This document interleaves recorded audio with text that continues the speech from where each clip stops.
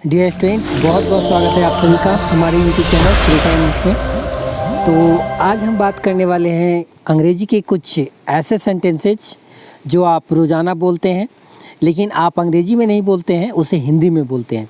तो मतलब हिंदी के कुछ ऐसे सेंटेंसेज की चर्चा आज हम करेंगे और बताएंगे कि उन सेंटेंसेज को अंग्रेजी में हम कैसे बोलते हैं।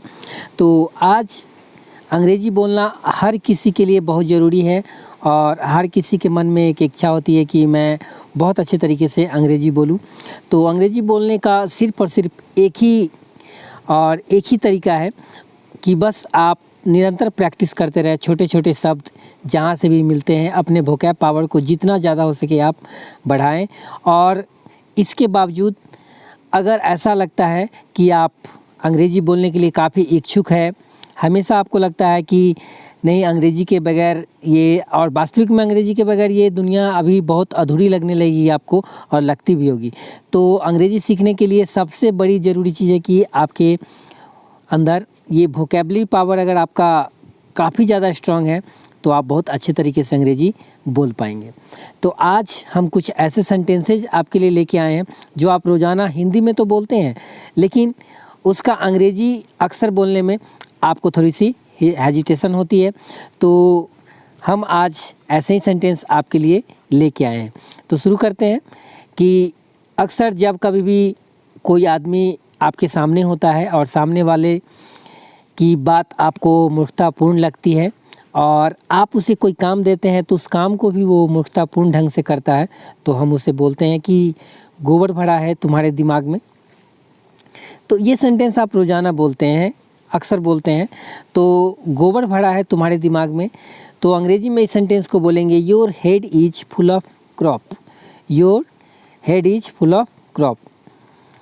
और इस तरीके से जब कभी भी कोई आपका फ्रेंड या करीबी कोई भी आता है आपके सामने और बेवजह फालतू की बात, इधर उधर की बातें आपके सामने छेड़ना शुरू करता है, तो आपको उसकी बातें अच्छी नहीं लगती, तो आपके मुंह से निकलता है एकदम फालतू की बात है ये। तो अंग्रेजी में इस सेंटेंस को बोलते हैं that's absolute rubbish. That's absolute rubbish.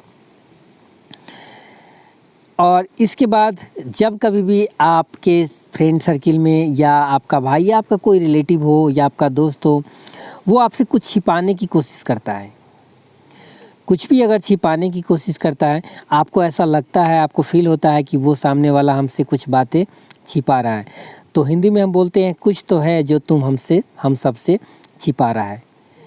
तो अंग्रेजी में इस सेंटेंस को हम बोलते हैं कि something is there which you are hiding from us. Something is there which you are hiding from us. और भरोसे की बात जब भी आती है तो लोग यही बोलते हैं कि उम्मीद पे दुनिया कायम है। तो ये भी सेंटेंस अक्सर बोली जाने वाली सेंटेंसेज है हिंदी के। तो उम्मीद पे दुनिया कायम है, अंग्रेजी में इस सेंटेंस को बोलते हैं hope for the best. Hope for the best. Next sentence है कि जब कभी भी किसी चीज़ की मात्रा आपके सामने अधिक हो जाती है, कोई बहुत ज़्यादा आपसे जुबान लड़ाता है, आपके सामने कोई अपनी तारीफ़ बहुत हद से ज़्यादा करता है, या तो अक्सर आप बोलते हैं कि हद हो गई, मतलब वो आपके बर्दाश्त से काफ़ी आगे की बात हो गई, तो बोलते हैं हद हो गई। तो हद हो गई भी अक्सर हम हिंदी में बोलते हैं। अंग्रेजी में हद हो गई के लिए हम बोलेंगे नॉट फेयर। नॉट फेयर मतलब हद हो गई।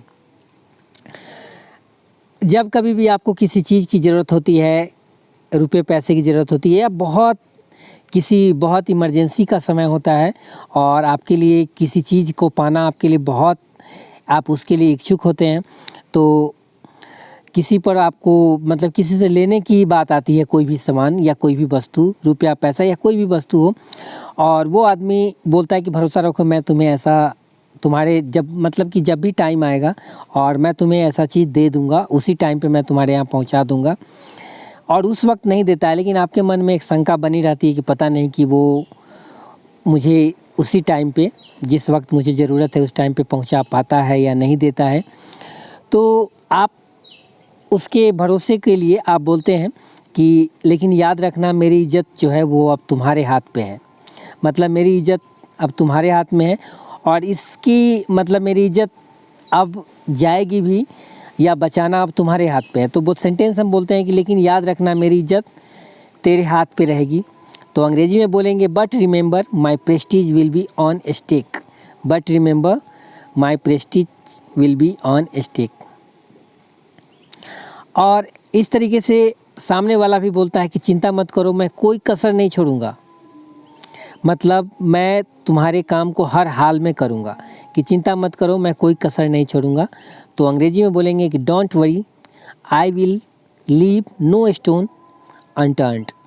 Don't worry I will leave no stone unturned.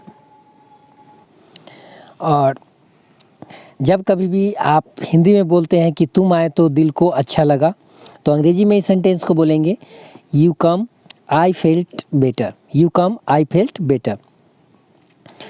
और कोई भी आपका दोस्त या कोई रिलेटिव्स को आप बोलते हैं कि अगर तुम्हें पैसे की कोई दिक्कत है तो बेझिझक मांग लेना।